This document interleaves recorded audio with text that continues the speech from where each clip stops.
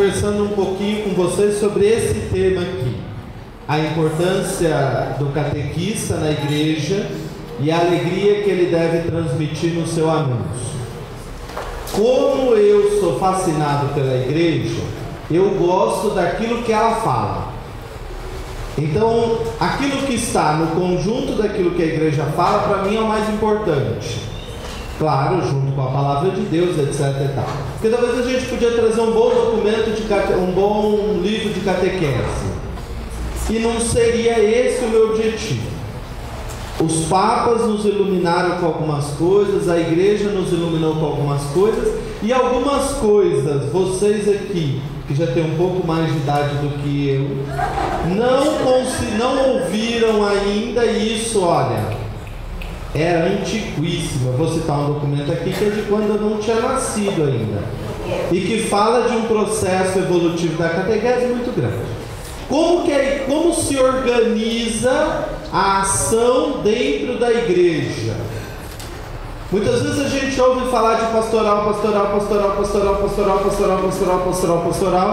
mas a igreja essencialmente se estrutura em dois grandes campos. Quais são eles?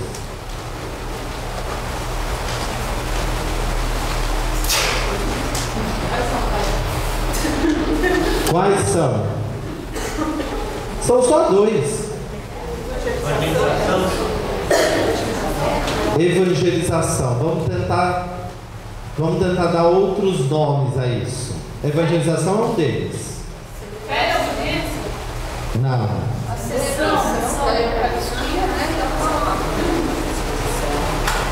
Vamos tentar traduzir um pouquinho melhor. A igreja se divide em dois grandes campos: o ensino da fé, a transmissão da fé, o ensino da palavra, a comunicação dessa palavra, e um segundo campo, a celebração desta fé. Porque quando a gente fala só em celebração eucarística, reduz, é mais amplo. Celebração da fé envolve tudo. Então, a igreja é constituída disso. Por isso que catequese não é pastoral. Mas não vai dizer isso para o seu padre, senão ele vai ficar bravo. Deixa ele dar o nome de pastoral, que é normal isso. Catequese não é pastoral, porque não é um partimento da igreja, é constituinte da igreja.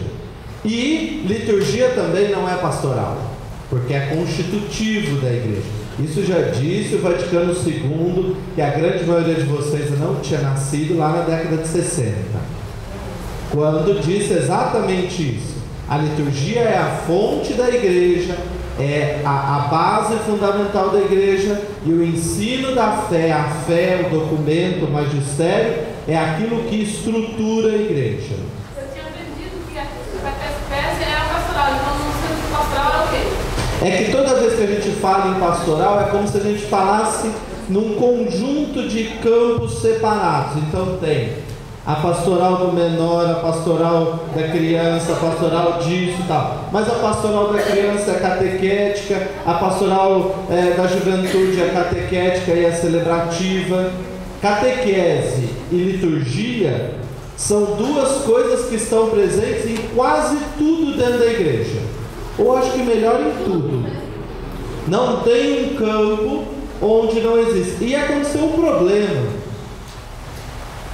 Aí de umas 4 a 5 décadas atrás, nós separamos isso.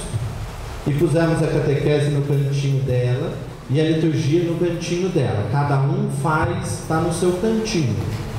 E agora nós estamos tentando voltar. E está difícil. Custoso isso. O Pequeninos é um projeto bastante interessante nesse sentido, porque ele puxa a liturgia dentro de um processo de evangelização, dentro de um processo de ensino da fé, de comunicação dessa fé. Mas é um processo difícil, porque quantas vezes vocês vão para fazer uma missa de primeira Eucaristia ou de Crisma e precisa convocar a equipe da pastoral da liturgia para dar autorização para organizar a missa? Parece que são dois partimentos separados, né? e não são. Todos nós somos parte do mesmo povo.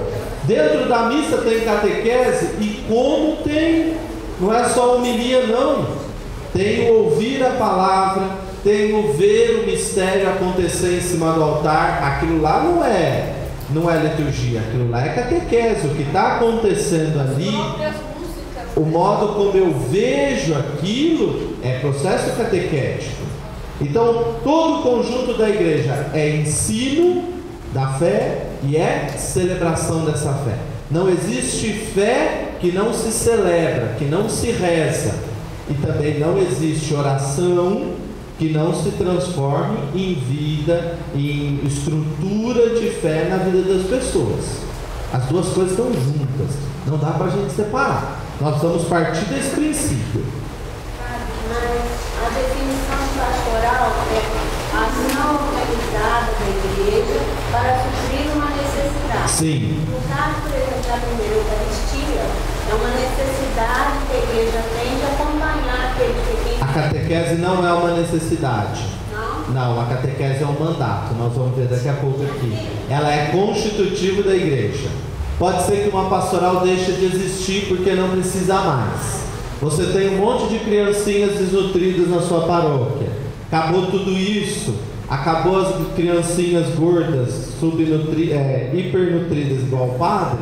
Você não precisa mais ter pastoral da criança. Fecha, resolveu o problema. Agora, o ensino não. O ensino pode até acabar as crianças. Pode ser uma paróquia de vós e vós. Pode ser uma paróquia onde só tenha casais. Mas existe um processo catequético. Formação de noivos é um processo catequético. Formação de casais é um processo catequético. Formação de pais para o batismo é um processo catequético. A pastoral da caridade da nossa paróquia tem a formação antes, eles têm que participar daquele momento de evangelização, depois eles vão pegar a sexta fase.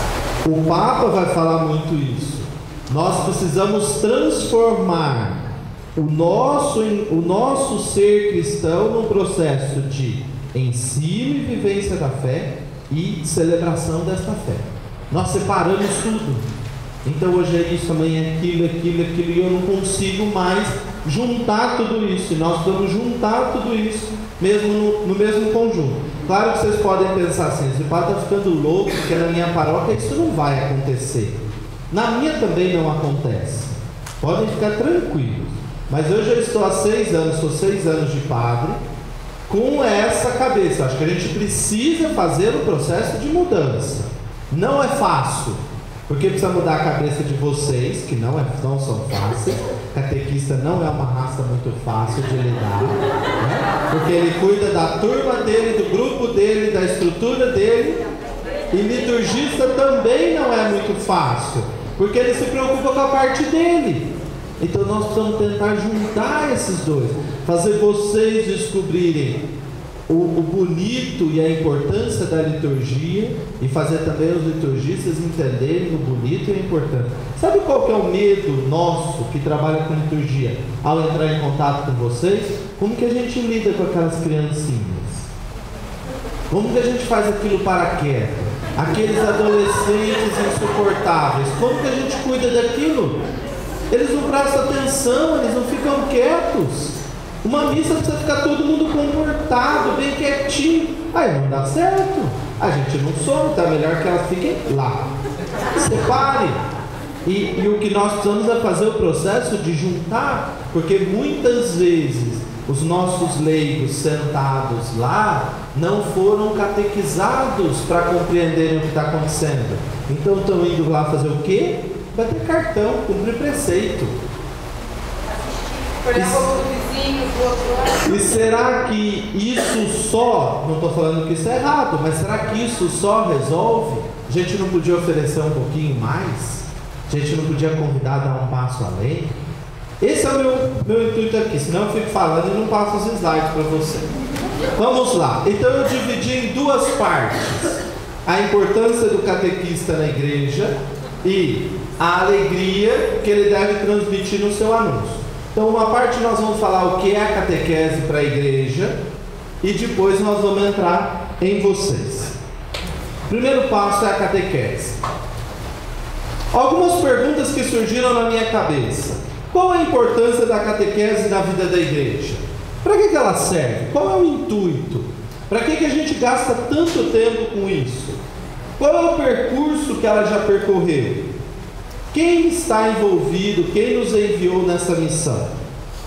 Então, Jesus nos diz o seguinte: os 11 discípulos caminharam para a Galileia, a montanha que Jesus lhes determinara. Ao vê-lo, prostraram-se diante dele.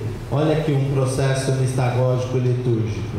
Ao ajoelhar-se diante de Jesus, eles fazem um processo, um ato litúrgico. Não é uma celebração, mas é um ato. Alguns, porém, duvidaram. Estão dentro do processo. Não fique com medo se algum dia você duvidar de alguma coisa. Só crê aquele que duvida, porque toda vez que a gente duvida, a gente busca mais. A gente busca um pouquinho mais, senão não cresce. Por que fica gordo igual o padre? Porque come cada dia mais. Se parasse de comer, não engordava. Agora, porque come, engorda. Então, toda vez que a gente tem dúvida, a gente vai além, a gente expande, busca o novo. Jesus, aproximando-se deles, disse: todo o poder me foi dado no céu e sobre a terra. Ide, portanto, e fazei todas as nações se tornem discípulos. O que é um discípulos? O que é um discípulo? Seguidor é pouco. Não, um pouquinho mais. Aquele que está disposto a aprender. Discípulo é o aluno, aquele que senta para também ouvir e aprender. Por isso que ele tem dúvida. Se ele já fosse o mestre, ele não podia ter dúvida. Ele não é o mestre, ele está aprendendo, ele está no processo de descoberta, ele está cada dia mais descobrindo. O Papa Francisco vai dizer que até ele, olha só, até ele está no processo de discipulado.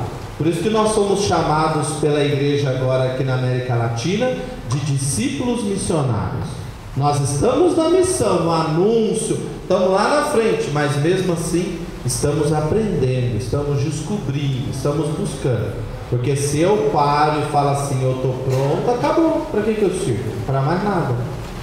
Então, tornem discípulos, batizando-os em nome do Pai, do Filho e do Espírito Santo. Não é só para batizar, é para fazer discípulos, batizar, ensinando-as a observar tudo o que vos ordenei. E aí ele termina, é o último versículo do Evangelho de São Mateus: eis que eu estarei convosco até o fim dos tempos. Então lembrem-se, a missão não é tua, eu estou com você. O que você vai fazer? Você vai, mas eu vou com você. Isso a gente precisa ter claro. Não sou eu que falo, não sou eu que anuncio, não sou eu quem faço. É o Cristo que me manda a fazer. Porque quando sou eu quem faço, nós abrimos uma ONG, uma ONG. E aí eu me coloco como um assistente social que vai fazer uma obra.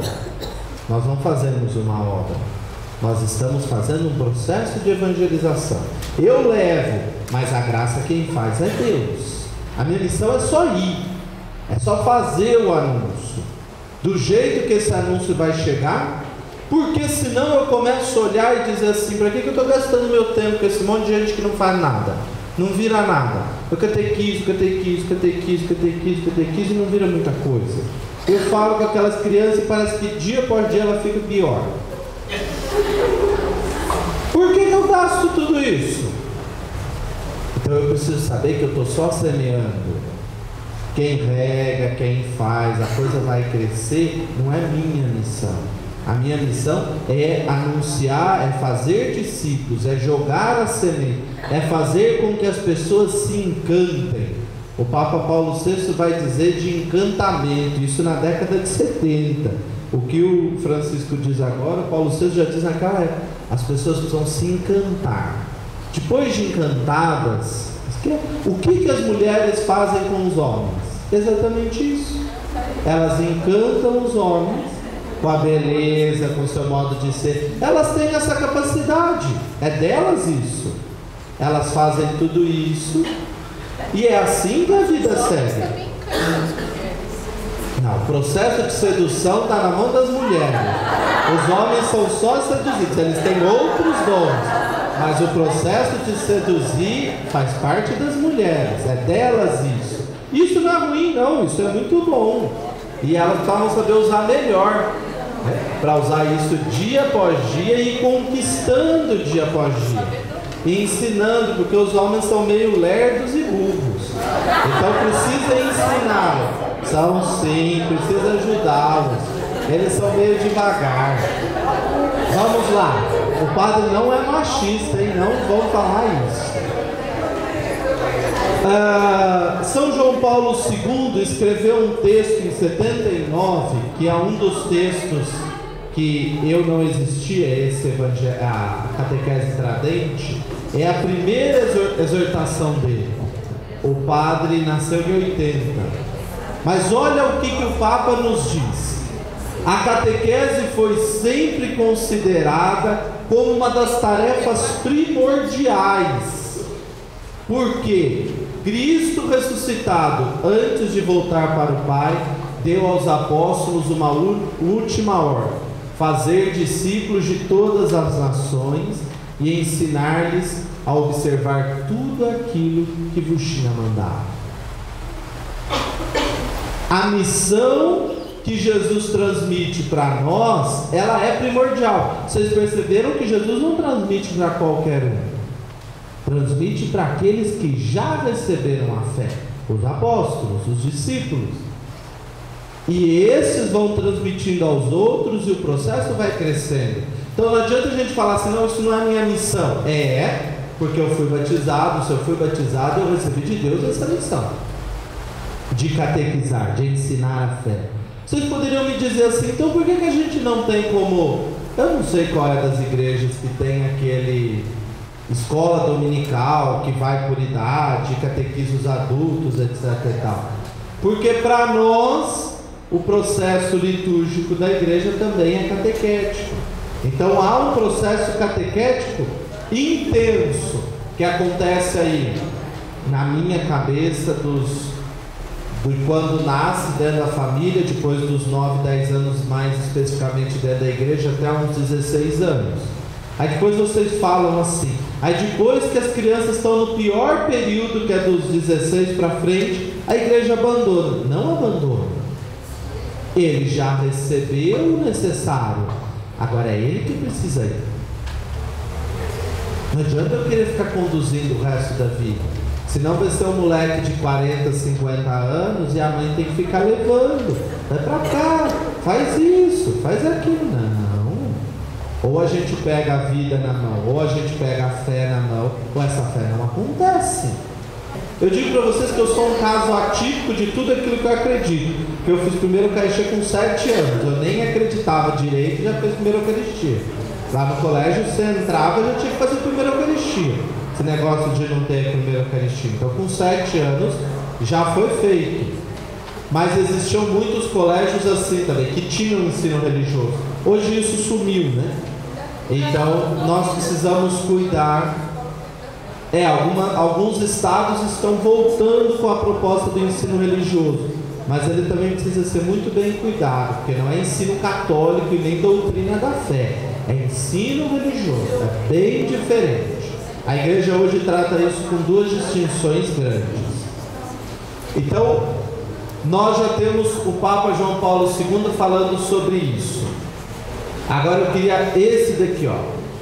Globalmente, pode-se partir da noção de que catequese é uma educação da fé, um ensino da fé das crianças, jovens e dos adultos.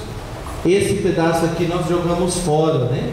E agora a igreja está tentando recuperar esse pedaço aqui. O que a gente faz com adultos? Por que é mais fácil dar catequese para criança? Porque eles quase não perguntam. Se eles perguntarem muito, você manda ele ficar quieto. Agora vai falar com um de vocês e ensinar. Não concordo com isso. Aí o catequista não tem argumento, pronto, ou o catequizando vai embora ou o catequista desiste. É mais difícil aqui.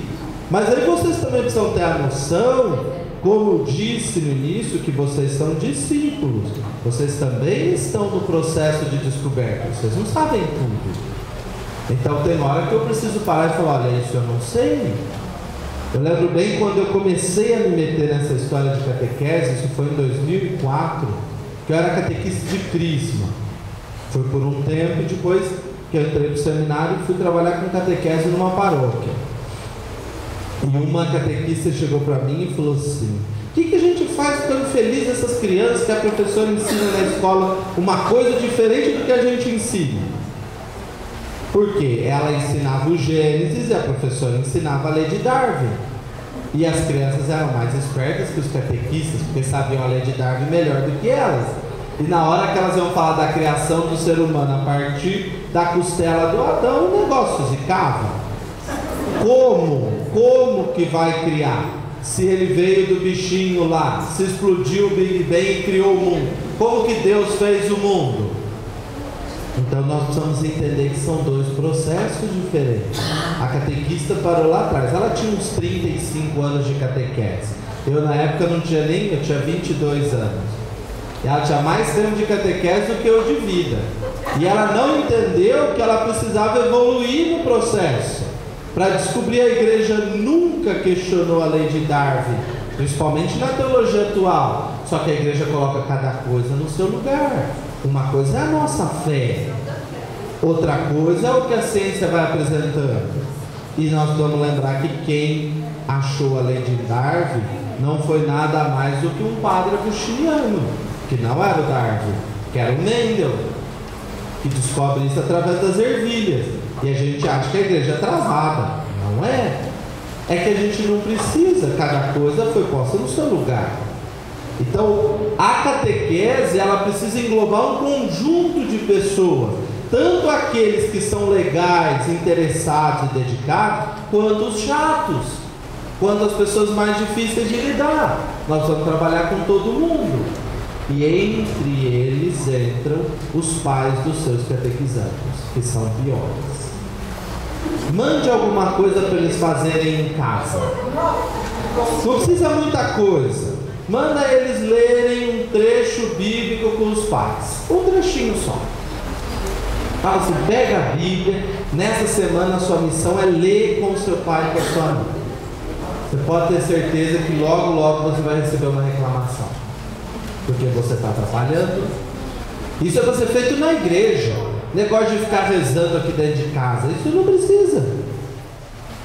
Aí para vocês verem como não foram catequizados. Porque a tradição diz que tem que pôr. É. Alguém aqui trabalha com crisma? Nunca faça essa pergunta, mas pergunte aos seus crismandos por que eles estão lá. Não é para serem confirmados na fé. Pergunta, vocês não fazem entrevista de matrimônio, eu faço. Pergunta para que eles querem casar. Porque a casa está pronta, porque já namorou muito, porque já acabou a faculdade, porque já está tudo pago. Tá bom. Pergunta por que quer batizar o filho. Porque tem que batizar, padre. Não tem que batizar, não é obrigado. Isso é difícil, porque você pergunta para os crismandos, a maioria vai embora. Manda eles para casa então. Fala assim, só fica aqui os que estão interessados em descobrir a fé. 99% vai embora. Os que não forem embora é porque o pai disse que se ele não for para a crisma, ele não vai poder sair à noite.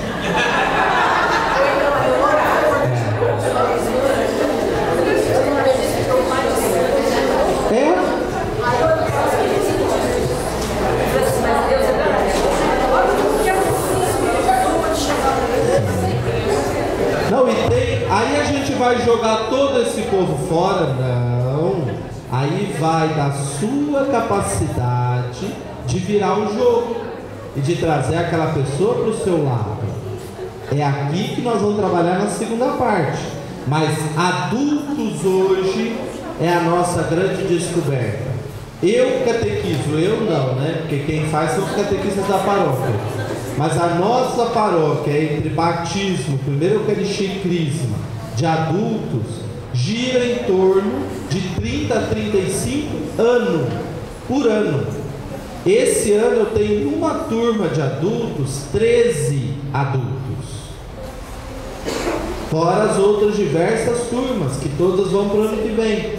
Então tem muitos adultos que querem descobrir a fé. E nós precisamos investir. Só que para investir neles nós vamos ter gente que tenha descoberto o sentido e o valor da fé. Vamos lá. Aqui, esse documento foi um outro que ressuscitou na minha cabeça uma boa ideia de catequese. E isso foi uma novidade da igreja. Depois que o João Paulo II apresentou aquela carta, a Catequese Tradente, a igreja no Brasil fez esse documento que se chama Catequese Renovada, que aqueles que são mais antigos de catequese devem ter visto isso. Até esses dias, 2006, 2007, não existia nada melhor no Brasil do que este documento, em se tratando de catequese. Oi? Hoje existe. Eu já vou mostrar um que evoluiu um pouquinho mais. Esse daqui, ele deu um pontapé para dizer o quê? A renovação atual da catequese nasceu para responder aos desafios de uma nova situação histórica. E isso nós estamos falando da década de 80, que é absurdamente diferente desta década aqui. Eu nasci em 80. Eu percebo que hoje é absolutamente diferente do que era naquela época. Nós podemos contar aqui que nós éramos quase 90% da população do Brasil. Hoje nós não chegamos a 60% mais, que se dizem católicos. Isso só para dizer um dado, fora todos os outros. Esta situação histórica exige a formação de uma comunidade cristã missionária. Ou seja, na década de 80 já estava dizendo: se nós não formos lá, eles não virão. E nós estamos esperando ainda dentro das nossas igrejas que anuncie na sua autenticidade o Evangelho e o torne fermento de comunhão e participação na sociedade e de libertação integral do ser humano. Quando que nós fomos acordar que a nossa catequese precisava ter base no Evangelho? Até hoje não consegue, porque o melhor é o livro resolve tudo, tem vários temas, bem organizados, acabou, é a solução. Porque quando eu exijo de um catequista que ele parta da palavra de Deus, ele precisa conhecer aquela palavra. Como que eu vou partir daquilo que eu não conheço? Aí eu esbarro num problema. Vocês, quando trabalham com os pequeninos, se vocês não conhecem aquela palavra, vocês não conseguem transmitir para as crianças. E vocês vão ter que pegar a palavra, retraduzir e apresentar. Pelo menos esse eu acho que é o método. Cadê as minhas chefes? Elas sumiram, as chefes. Elas foram embora, é isso. Pega e traduz. Então, se eu não conheço, como que eu traduzo? Eu posso dizer besteira? É salmo pequenino, tem a produção, a formação, e aí eu preciso entender também que eu não vou falar tudo, eu vou falar um ponto. A igreja não se preocupa de ficar falando tudo toda hora. Hoje a gente fala uma parte, amanhã outra parte. Os textos voltam a cada 1 ano, a cada 3 anos, todos eles voltam. Se você tem 30 anos, você já ouviu os mesmos textos por 10. Se você tem 60, você já ouviu 20 vezes o mesmo texto. E o processo para a igreja de conversão não é um processo único, conheci Jesus, me converti, amém, aleluia. É um processo que vai durar a vida toda. Vai que você chega nos 90 anos, você já vai ter ouvido pelo menos 30 vezes os mesmos textos. Se for um bom católico, né, que vai na missa todo domingo. Cada vez ela vai Cada vez é uma realidade, cada vez é uma fala. Esses dias um seminarista novo que está comigo, ele falou assim: eu não consigo entender como o senhor faz 6 homilias e as 6 homilias saem diferentes uma das outras. É porque eu que ouço. As pessoas estão ouvindo a primeira vez, mas eu já estou ouvindo pela 6ª vez. Se eu falar a mesma coisa, eu vou mais fácil gravar e pôr o rádio para tocar. Eu preciso falar a experiência daquelas pessoas que ali estão e aquilo que me fala na hora. Então a palavra de Deus, ela tem essa novidade. E eu preciso, o que a catequese renovada fez foi isso, dizer: olha, nós precisamos olhar para a palavra de Deus. Só que nós precisamos lembrar, principalmente nós que somos um pouquinho mais novos, que a palavra de Deus não existia na mão das pessoas. Ninguém poderia ter uma Bíblia em casa. A Bíblia foi aprovada para ter no Brasil em português no começo da década de 40, que tinha dentro do seminário só, em português. Ela só existia em latim. Então, aqui não está atrasado, mas aqui está dizendo, como nós tivemos muito tempo sem, está na hora da gente pegar ela na mão e transmitir ela para as pessoas. É preciso falar dessa palavra. Para realizar esse objetivo, a catequese precisa de sólido fundamento. Ele só pode ser procurado na palavra, pela qual Deus revela a sua vontade de comunhão plena com os homens. Aí vocês vão lá para a paróquia e o padre vai falar que também tem o magistério da igreja, certo? Mas o magistério da igreja, o que é o magistério da igreja? Isso daqui é o magistério da igreja. A carta de um papa, isso é magistério da igreja. Concílio Vaticano II é magistério da igreja. Mas e o magistério? O padre lá diz que é a palavra de Deus que é a base. Mas o magistério, para ser autêntico, ele tem que estar baseado na palavra de Deus. Ele não pode ser uma invenção da cabeça. Ele tem que ter uma base na palavra de Deus. Vocês podem abrir as cartas de todos os papas, que vai ter muita citação da palavra de Deus. Então vamos lá. Aqui vai falar um pouquinho do que é a catequese. Agora nós vamos para o outro que eu falei que avançou um pouquinho mais. Avançou no tamanho, olha na grossura. Como esse é mais gordo do que esse. Este daqui é fruto de mais que 30 anos de estudo, que é o Diretório Nacional da Catequese. E é um documento competentíssimo. É um negócio espetacular. Eu acho que de um avanço estrondoso. Por que ele é chato de se ler? Não são todos os documentos que são chatos, mas por que esse é chato? Porque esse não é um documento para você ler e achar bonitinho. É um documento para você sentar com coordenadores de catequese e organizar. Aqui vai falar isso, isso, isso. Então eu leio aqui quem são os destinatários e interlocutores do processo catequético. Está aqui. Aí eu olho aqui, daqui a pouco vai falar dos índios. Aí você vai falar assim: mas eu nunca vi um índio na minha vida. Tudo bem, esse pedaço não é teu. Segue para frente, o documento está falando para o Brasil inteiro. Não está falando só para a sua paróquia. O problema é que esse documento precisa pegar a gente e nos fazer pensar a catequese na nossa realidade. Por isso que não adianta eu pegar ele sozinho e falar: vamos implementar. Não, eu preciso pegar, abrir, entender, ver o que tem, ver o que serve, as partes que nos interessam. O Diretório Nacional de Catequese é o melhor instrumento que nós temos atual na organização pastoral, na organização da ação do processo catequético na nossa igreja. Aqui fala até dos adultos, dos noivos, do batismo, de toda a estruturação catequética da igreja. Muito bom, deveríamos dar uma olhadinha melhor nele. E isso mostra que a catequese é uma preocupação grande da igreja. Não é uma coisa qualquer.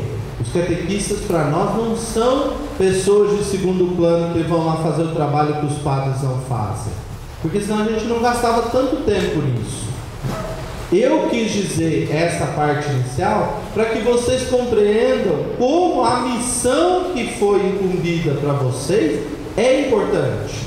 Não é uma missão qualquer. Anunciar o Evangelho não é um processo qualquer. Ele é importante. E a igreja olha com toda a importância. Padre, o senhor não falou aqui do catecismo.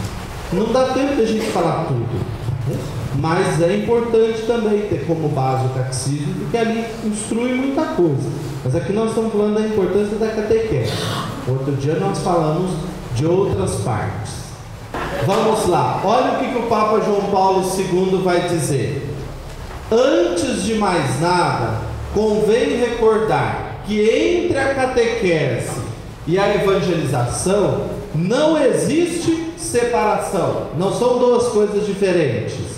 Nem oposição, como também não há identificação pura e simples, mas existem sim relações íntimas de integração e complementariedade.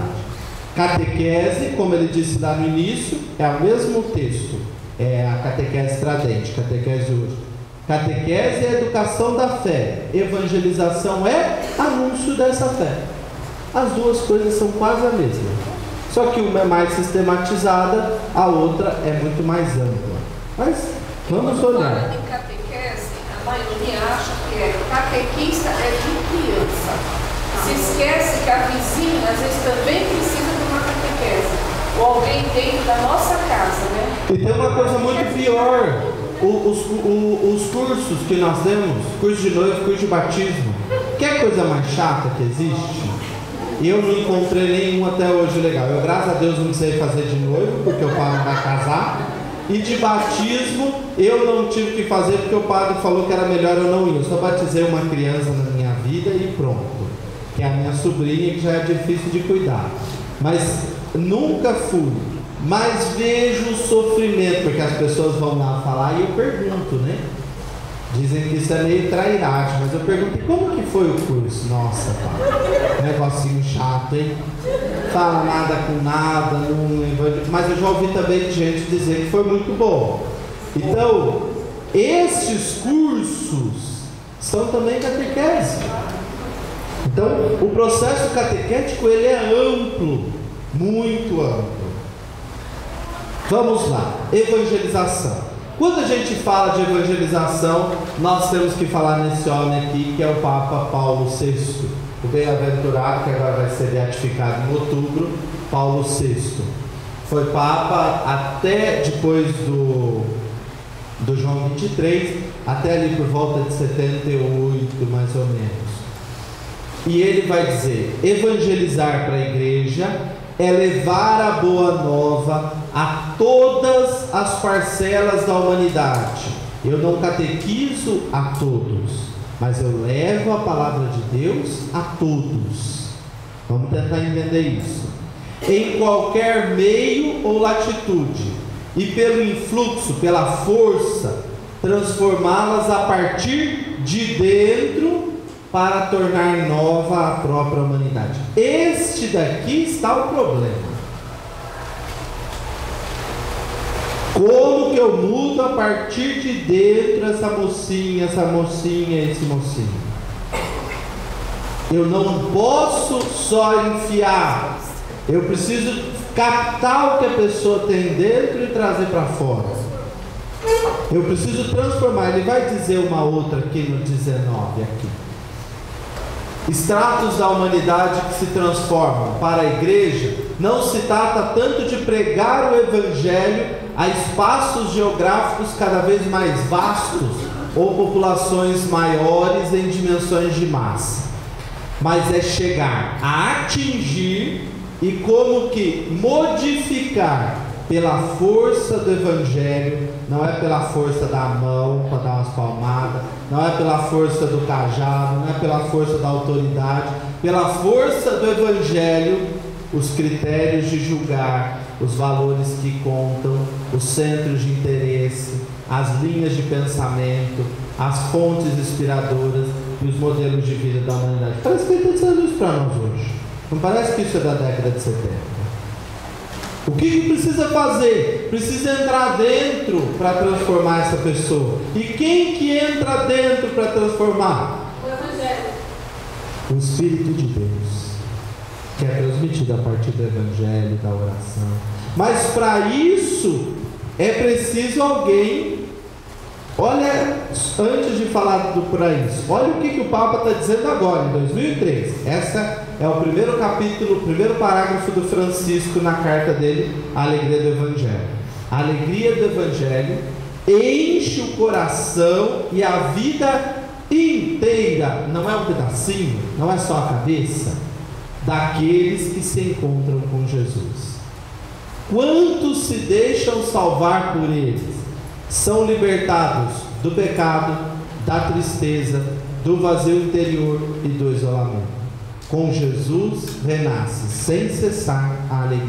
Aí ele vai dizer para nós: quero com esta exortação dirigir-me aos fiéis cristãos a fim de os convidar a uma nova etapa da evangelizadora, marcada por esta alegria, em indicar caminhos para o percurso da igreja nos próximos anos. Ou seja, a sua catequese não pode ser mais conteúdo só. O conteúdo passou a ser o de menos. Nossa, padre, o senhor está querendo jogar a gente no lixo? Não. Este conteúdo, ele precisa se transformar em vida aonde? Vamos ver se está aqui na sequência. Cadê? Aqui. Isso também é o Papa Paulo VI. Antes de mais nada, sem querermos estar a repetir tudo aquilo que já recordado anteriormente, é conveniente realçar isso para a igreja, o testemunho de uma vida autenticamente cristã, entregue nas mãos de Deus, numa comunhão que nada deverá irromper, ou seja, que nada deverá atrapalhar, e dedicada ao próximo com zelo e sem limites, é o primeiro meio da evangelização. Ele está falando aqui que é para você fazer alguma coisa? Não. Ele está falando que é para você viver. Então, o testemunho de uma vida autenticamente cristã. O que é o testemunho? É aquilo que os outros veem de mim, não é aquilo que eu fico falando por aí.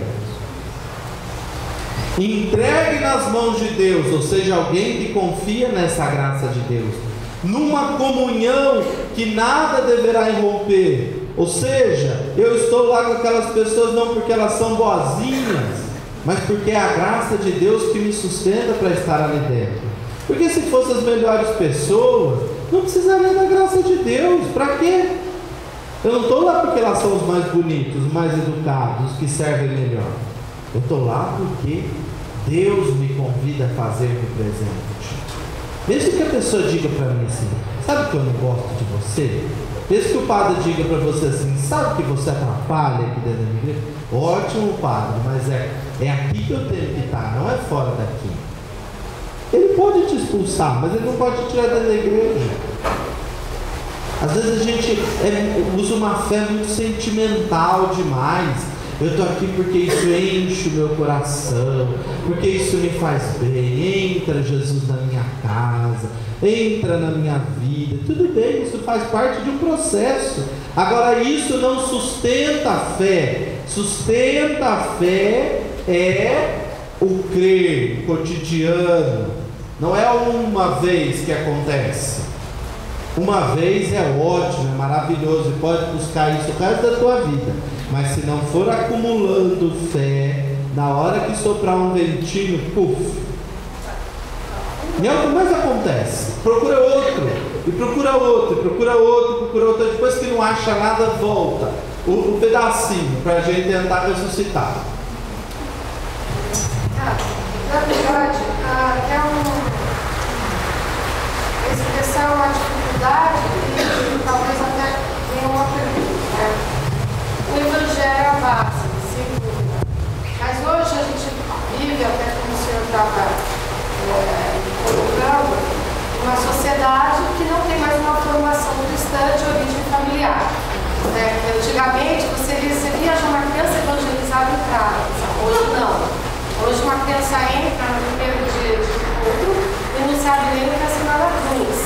Eu odiava a catequese da minha mãe, porque ela sabia menos do que eu. Eu tinha feito com 15 anos 10 anos de ensino religioso. Sabe o que é ensino religioso? 2 horas toda semana. Já tinha lido a Bíblia inteira, já conhecia tudo. E ela parecia criança, parecia ensinando criança. Eu falava, meu Deus, ela não percebe que ela está atrasada? Ela está atrasada, a coisa já evoluiu. E hoje é assim. Agora hoje o que nós estamos pegando? Crianças evoluídas, não religiosamente. Há uma preocupação na igreja como a gente entrar dentro da casa dessas famílias. Essa é a nossa preocupação hoje. Hoje eu digo porque eu estou num grupo aqui, de modo especial na Arquidiocese de Campinas, que estamos gastando tempo para pensar nisso. Já gastaram quase 5 anos, agora nós estamos pegando esse projeto e tentando ver como fazer isso. Por quê? Cada dia mais as pessoas se tornaram individualistas. O que o Papa diz aqui é importantíssimo. A pessoa é libertada do pecado, da tristeza, do vazio interior e do isolamento. Isso daqui é a coisa mais comum. No nosso país, eu não me canso de dizer isso, nós somos os campeões em comércio de Rivotril e Lexotan, remédios de depressão. Gente, isso não pode. Nós somos as pessoas que mais consomem remédios para emagrecimento e não somos a maior população gorda do mundo.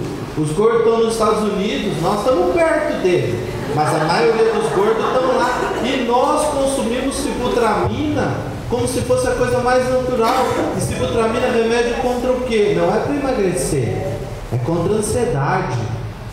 É remédio que acalma alguma coisa que está com problema.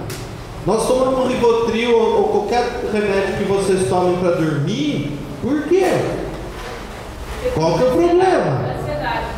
Então, essa é a situação que nós estamos olhando. Nós estamos, e graças a Deus que os bispos acordaram para isso. Nós estamos com um problema. O nosso povo está isolado dentro das casas. Eu acho legal. Eu sento com o meu seminarista em frente à TV. Aí eu sento de um lado do sofá, ele senta do outro, ele mora comigo. E a TV está lá, a TV está ligada, ele está com o iPhone e eu estou com o iPad. E a TV fala, o iPhone fala, o iPad fala, aí a mensagem vai. Eu chego às vezes a sentar com a TV, o iPad e o iPhone, um do lado do outro. Isso não é uma loucura? É uma loucura. Não é uma coisa normal. Porque eu sou da época em que você, para ligar, precisava pedir linha. Olha que eu não sou velho, mas eu ligava com o meu avô no Pará, você tinha que pedir linha, aí a linha chegava lá, voltava, que eu mandava carta para chegar em 15 dias. Hoje a gente não cogita que uma encomenda comprada vai chegar em 15 dias, porque tudo tem que ter uma rapidez. Para quê? Os meus paroquianos ficam loucos porque tem dia que eu não atendo o telefone. E aí ficam desesperados, mandam mensagem, mandam isso, mandam aquilo, fazendo. Eu não respondo os e-mails. Oi? Não, eu não vou responder. Porque não quer? Porque eu não quero. Por que precisa ter tanta pressa para resolver as coisas? Porque eu preciso saber agora se o senhor vai fazer isso. Minha mãe esses dias mandou uma mensagem no WhatsApp: você não levou a cereja? Eu falei, aí eu respondi para ela educadamente: se ela está em cima da mesa é sinal que eu esqueci. Ela estava de perguntado? Não. Por que perguntou? Porque tem o WhatsApp para perguntar. Não é lógico? Qualquer um não deduz isso. Se a cereja eu disse que ia levar, a cereja ficou em cima da mesa, ela está lá, guarda na geladeira de volta que a gente vai comer depois. É uma falta de educação mesmo. Eu falo para ela que ela não educa direito. Não leva porque eu moro longe, graças a Deus. Mas nós estamos numa realidade onde as pessoas estão fechadas. Hoje você, para lidar, eu estou lidando com uma sobrinha de 6 anos e que ela mexe no iPhone melhor do que eu. Essa que eu vou dizer. Ela mexe no iPhone, ela abre, ela tira foto, ela publica no Facebook, sem nenhum problema. Só o problema dela é quando a gente põe a senha e ela não consegue entrar. Mas isso é 6 anos. A de 2 anos e meio, ela pega o celular, ela tira a foto e ela te mostra. Olha, tio. Ela mostra eu na foto. Agora, nós estamos mexendo com alguém que está caminhando assim. E essa menina de 6 anos, qual que é o problema dela? Ela está com alguma carência dentro da escola que nós estamos tentando investigar. Mas aí nós fomos descobrir, olha como esse bichinho é inteligente. Que a professora gosta muito dela e ela faz tudo lá dentro. Só que ela chega no carro, ela se faz de vítima. E aí ela fala outra coisa. E aí nós estamos tentando, então eu converso com a diretora do colégio, com a professora dela, pelo Messenger, pelo Facebook. Então a gente conversa, ela me conta as coisas, eu vou buscar ela na escola, ela fala, tio, mas ela me deixou de castigo. Eu falei, nossa, é verdade? Deixou, fez eu ficar de cabeça baixa. Eu falei, bem feito. Ai, tio, mas não é assim. Eu falei, você não me dá nada, você precisa aprender. Porque a mãe já ia dizer o que, tadinho, pobrezinho, né? É uma santa, não é nada. A gente precisa aprender a lidar com essas crianças. E hoje, o que a catequese está precisando fazer? Trabalhos, mexer com coisas. Essas crianças não mexem com coisa. Essas crianças não constroem, não recortam, não fazem cartaz, porque tudo isso é do passado. Não constroem coisas manuais. Tudo a internet constrói. Tem coordenador de catequese que fala que esse tipo de atividade que a catequese não é escola, não pode fazer nada. Sim, então, mas nós estamos falando daquele negócio de passar na lousa. Aquele negócio de passar na lousa e copia, isso é coisa do passado. Agora, recortar não. Nós estamos fazendo trabalhos manuais, a criança precisa ver aquilo brotar. Né? Eu acho o máximo a questão dos pequeninos, porque eles trazem o trabalhinho para a gente ver. E ele fala assim, padre, é seu. Se eu fosse olhar, eu ia falar assim, mas que coisa mais tonta, né? Ele trouxe um desenho para eu ver, mas ele fez aquele desenho para mim, ele não fez para o outro. Eles gostam. Então, por que nós precisamos fazer isso? Porque eles não estão fazendo em outros lugares. A gente acha que todo colégio ter tablet, etc, tal, é uma coisa fácil. E não é. Porque nós construímos as pedagogas de plantão aí que digam, o padre tem uma pedagogia bem à la Piaget, assim, eu fiz licenciatura. Mas a pedagogia de construção, você precisa fazer a coisa aparecer. Senta com a criança e vamos fazer bolo. O padre adora cozinhar. Vamos sentar e fazer bolo. Pega o ovo. O que é um ovo? Esses dias o menino não sabia que o mamão nasce num pé. Isso nós não estamos falando de um centro aqui no Cambuí, não. Estou falando da minha roça lá no Matão, né? Onde tem pé de mamão em todo canto. E o menino falou assim, isso daqui dá ali, padre? Eu falei, claro. Eu cortei uma abóbora imensa assim, falei, nós vamos fazer doce. Mas o doce de abóbora vem dessa abóbora grande? Eu falei, é. Aí você vai pôr no fogo, ele vai reduzir, vai pôr açúcar, vai mexer e vai sair o doce. Dá muito trabalho, melhor comprar.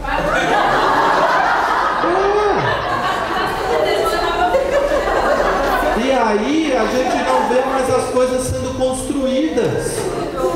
Como que a gente não constrói? Aí a gente não entende o processo da descoberta. Trata um texto, desses textos que vocês tratam para os pequeninos, mas traduz numa linguagem um pouquinho mais avançada e trata com as crianças de primeira Eucaristia. As catequistas adoram jogar para os padres a missa parte por parte. Bem, sentei a molecada lá, falei, agora nós vamos conversar. O que vocês veem na igreja? E eles começaram a fazer. Então pega lá, padre, ele vai derrubar. Se ele derrubar, nós compramos outro. Entrou com a cruz e fez isso. E mais o quê? E a vela não sei o quê. E aquele negocinho que a gente come, padre? O que é aquilo? Peguei, distribuí na mão de todos. Eu falei, come, experimenta. Gostou? Aí peguei geleia, passei assim, que fica muito melhor. Experimenta. Não é melhor assim? Então você precisa entender como que aquilo vira. Então vamos pegar a farinha, a água, misturar, amassar. É que a gente estava tendo um cilindro que prestasse, né? Nós não temos no Brasil que saiba fazer o pão ázimo direito. fez, assou, mas vai pôr as crianças perto do forno. Eles têm que ver, eles não precisam entrar dentro do forno. Eles vão ver. A hora que sai aquele pãozinho, ele morde e vai ver que é ruim igual ao outro. Mas ele produziu aquilo. Aquilo é fruto de um processo de produção. Se nós não temos esse processo de produção, as crianças não descobrem, mas dá trabalho. O maior problema de vocês hoje é esse.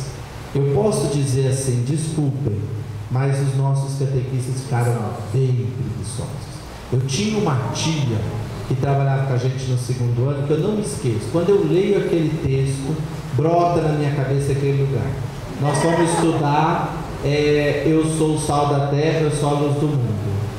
Então ela sentou todo mundo, as crianças eram pobres, estudavam no colégio aqui, bem simples.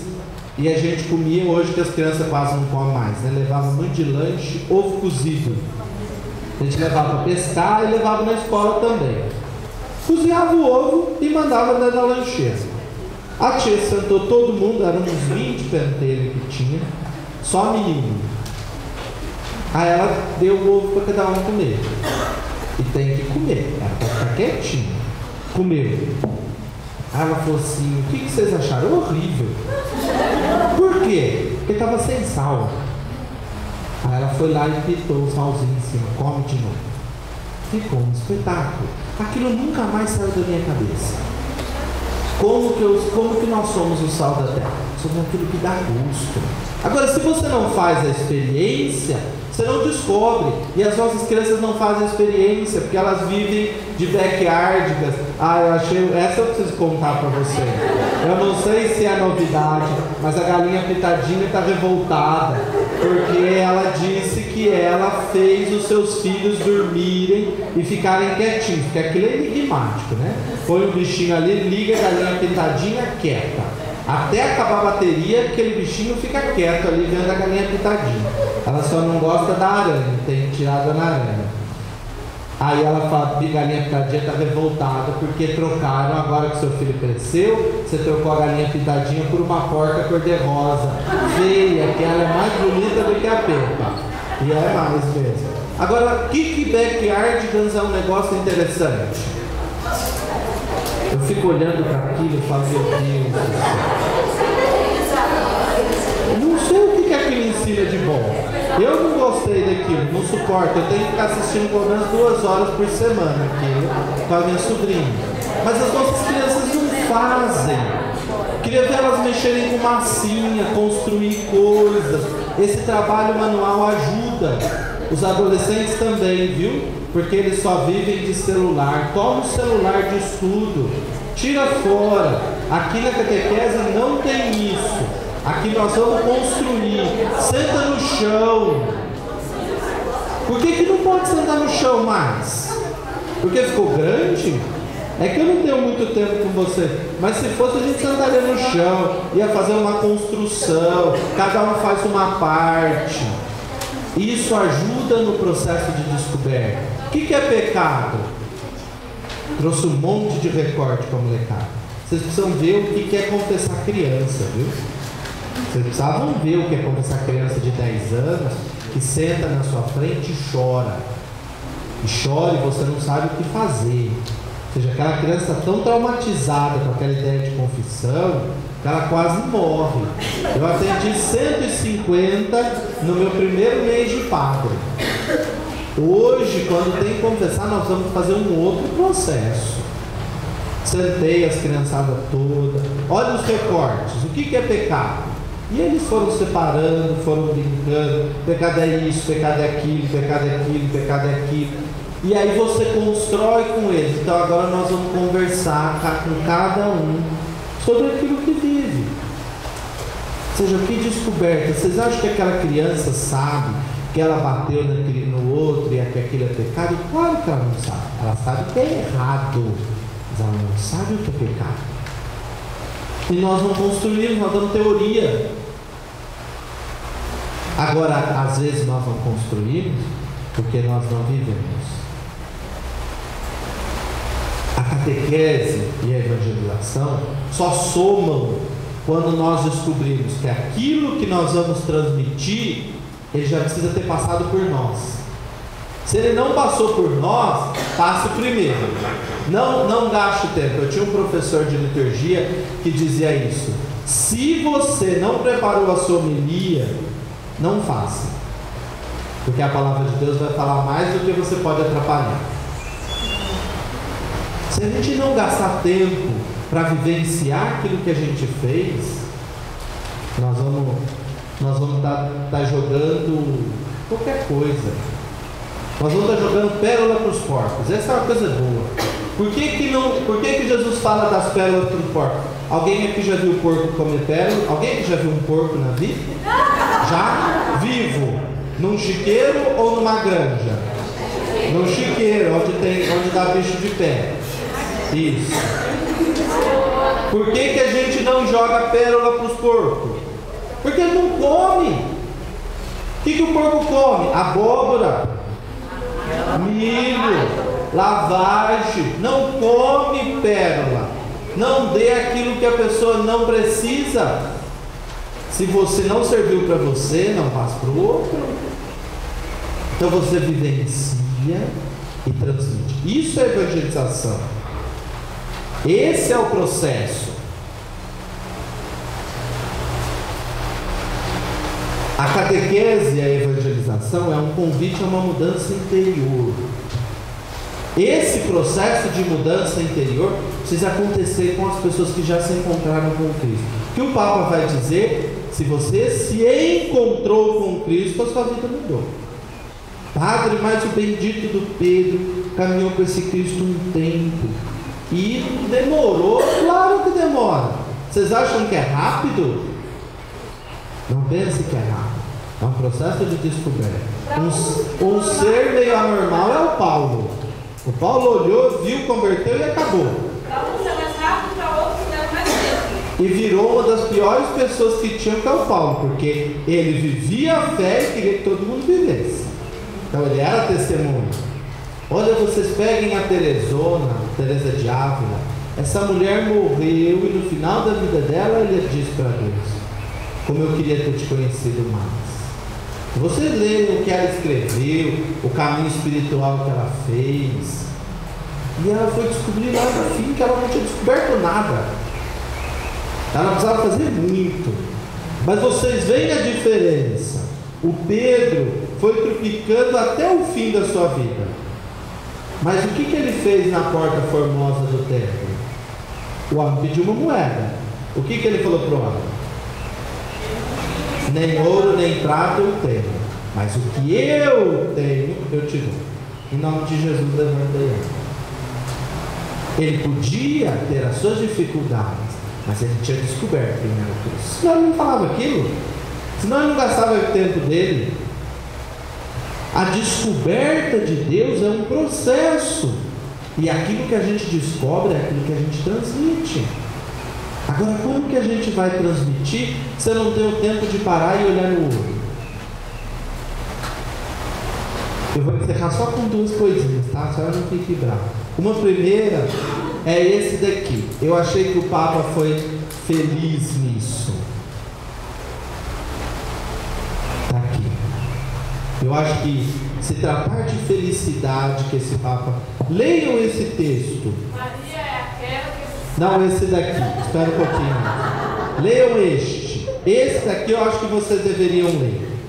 Gastem um pouquinho, ele custa R$10.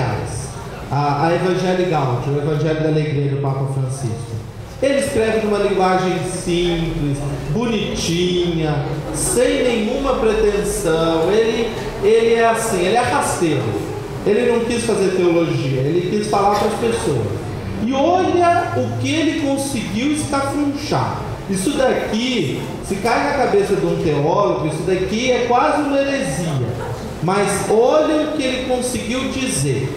Maria é aquela que sabe transformar um curral de animais na casa de Jesus. Com o quê?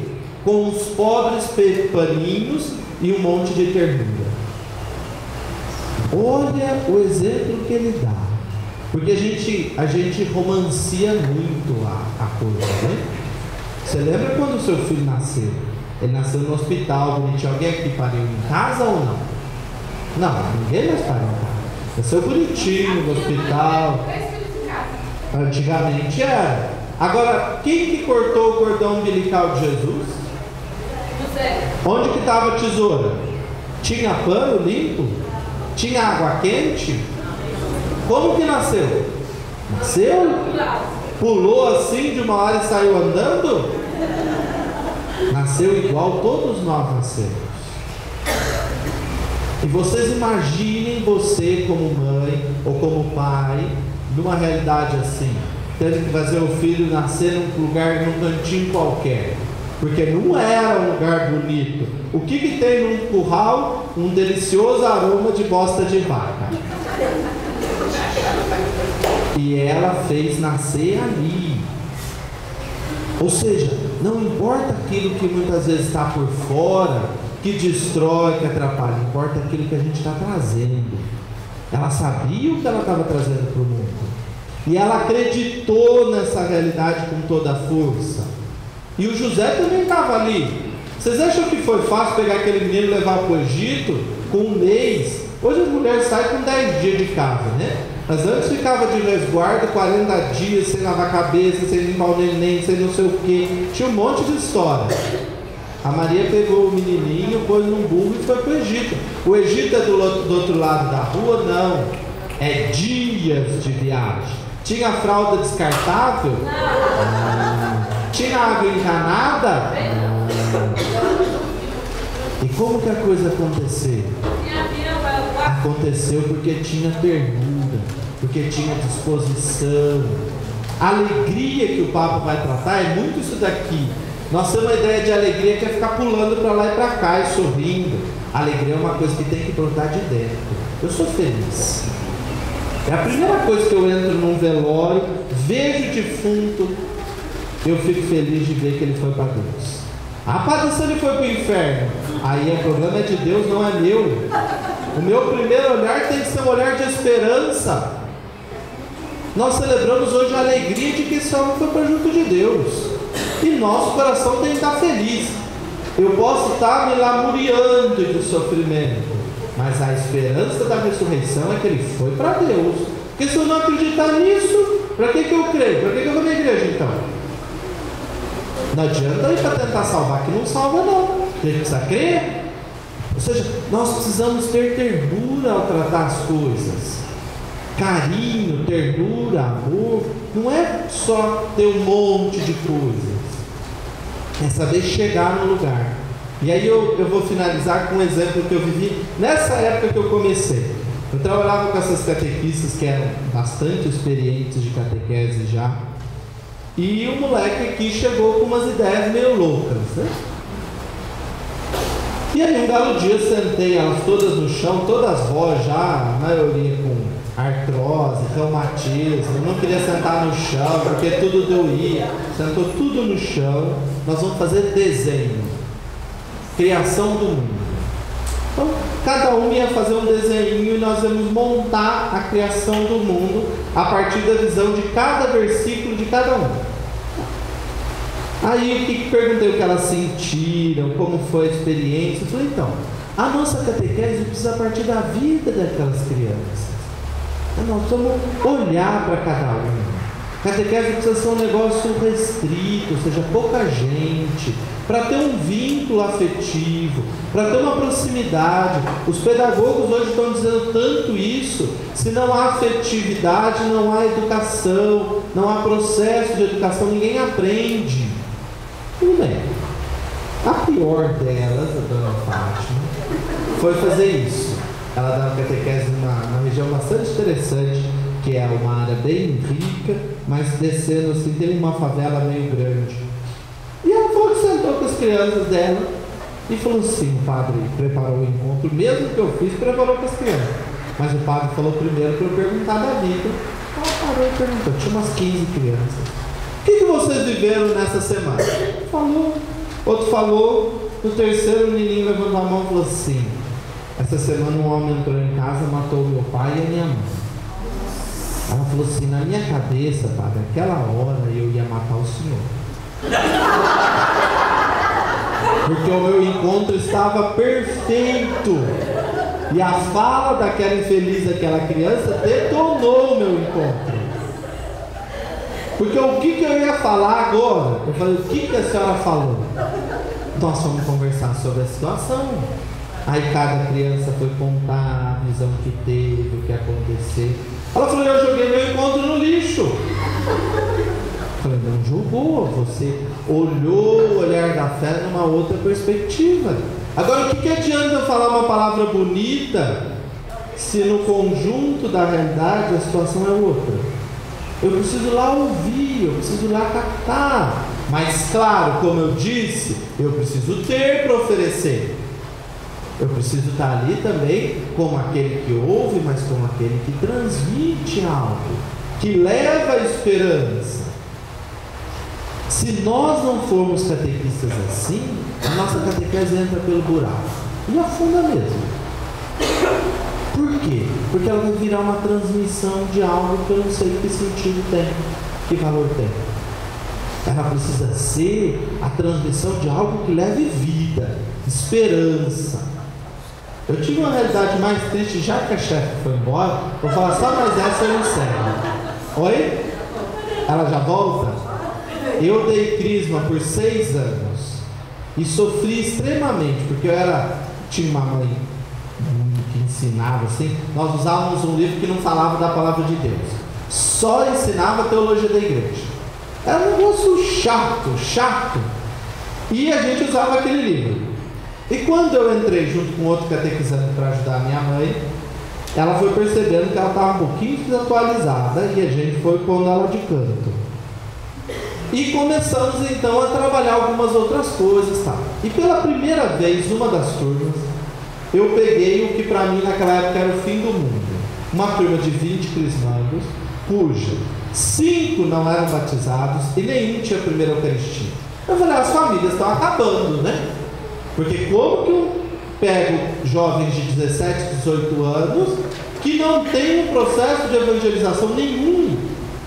Tanto que o dia que nós vamos falar de Eucaristia, o moço falou que eu pegava da geladeira e punha dentro do sacrário. Eu falei, meu Deus, esse povo não sabe nada. Daí nós fazemos então a catequese da crisma e aí depois aumentamos um outro espaço lendo outro texto e tal. Belo dia encontrei já, aí depois eu saí da catequese, fui para o seminário, fui ser padre. Esses dias eu encontrei esse menino, deve fazer uns 2 anos, um desses meninos que fez o processo com a gente. E aí ele falou assim, padre, um dia desses eu lembrei do Senhor, e foi uma coisa assim tão decisiva que mudou a minha vida. Eu falei, nossa, o que eu fiz, né? Ele falou assim, ele era garoto de programa, Michel. Ele falou assim, e um dia eu entrei com um senhor num quarto de motel, e nós estamos conversando, e ele contando da família dele, da esposa, dos filhos. E eu comecei a lembrar daquilo que o Senhor ensinou pra gente, daquilo que às vezes o Senhor trabalhava com a gente, que a Nádia trabalhava. E eu levantei e falei para ele assim, eu acho que está na hora do Senhor ir para a sua casa, que eu vou para mim. E aquele dia eu peguei as minhas coisas e falei assim, eu preciso fazer da minha vida algo diferente. Eu não posso mais tratar a minha vida de qualquer jeito.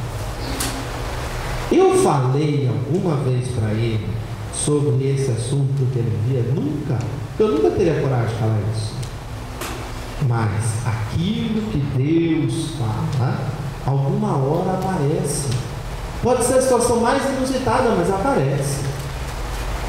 Eu falo para os pais das crianças que batizam, eu não quero que vocês criem filhos beatos. Já tenho as minhas beatas e elas já são suficientes. Mas eu queria que vocês formassem filhos que fossem educados, que honrassem as pessoas, que valorizassem a vida dos outros. Aí eles vão ser cristãos. Porque ser cristão não é saber o evangelho, não.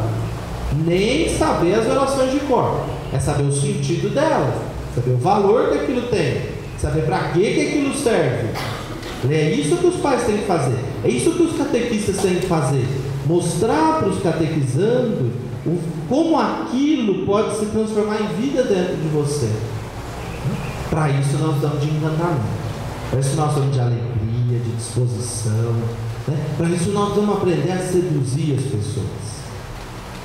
A levar aquilo que nós temos de melhor. Esse é o nosso intuito. Porque se eu transmito as coisas bravo e revoltado, então quer dizer que aquilo não resolveu em mim, por que eu vou transmitir por? Repito, leiam esse texto. Tem muitos outros, mas este texto, ele foi de uma felicidade incrível. Ou seja, ele está falando não para nós padres. Tem uma parte aqui que é uma cacetada em nós, que ele vai dizer que nós precisamos aprender a fazer homilia direito. Isso está escrito aqui. É um capítulo que ele dedica aos padres. Ele ensina a fazer homilia direitinho, igual a gente aprende na escola. Mas leiam, porque tem partes daqui que são fundamentais para a nossa vida. Evangelii, ou a alegria do Evangelho, é melhor. A carta do Papa Francisco. É a primeira exortação apostólica. Isso, é a primeira exortação, a alegria do Evangelho. Que é de onde eu tirei esse texto aqui. A alegria do Evangelho. Tem um desses documentos que fala da catequese maternal. Isso é uma coisa que me tocou de tudo que tem naquele livro. Eu uso a ideia de sedução nessa perspectiva. Sedução não é ficar seduzindo as pessoas para fazer o que você quer. É encantar, é conseguir envolver. Você sabe quem é a tua mãe, mas ela consegue muitas vezes fazer de você o que ela quer. Por quê? Porque ela te encanta. Porque ela tem um negócio assim, que você fala, meu Deus do céu, a hora que você queria fazer uma coisa errada porque era gostoso, você lembra assim, poxa, mas minha mãe e meu pai estão em casa. Gente, o que é isso? Isso não é o demônio. Porque se fosse o demônio, a gente falava assim, faz. O que é isso? Isso é um encantamento dos pais. Os pais têm que encantar o filho. Os pais não têm que educar. Educar, a escola educa, encanta, ensina as coisas via encantamento, mostrando o que é a vida. Nós às vezes somos muito rígidos demais, mas rígidos porque temos medo de perder. E precisamos trabalhar mais com essa coisa bonita do encantar. Porque o seu filho, uma hora ele vai sair andando por aí e você não vai estar em todos os lugares. E o seu bebê vai descobrir a vida. E aí você vai precisar deixar a vida seguir. Agora, quando a gente encanta, a gente marca. Marca o coração de tal jeito que não tem como mudar. Por isso que nós precisamos gastar tempo. Termino agora. Gastem tempo naquilo que vocês forem fazer. Por isso, se não tiver muito tempo, faça pouca coisa, mas faça bem. Lembre de São Domingos Sábio. Se você quer servir a Deus, não faça muito, faça pouco, mas faça bem, com dedicação, entrando naquilo, fazendo aquilo acontecer. Essa é a missão.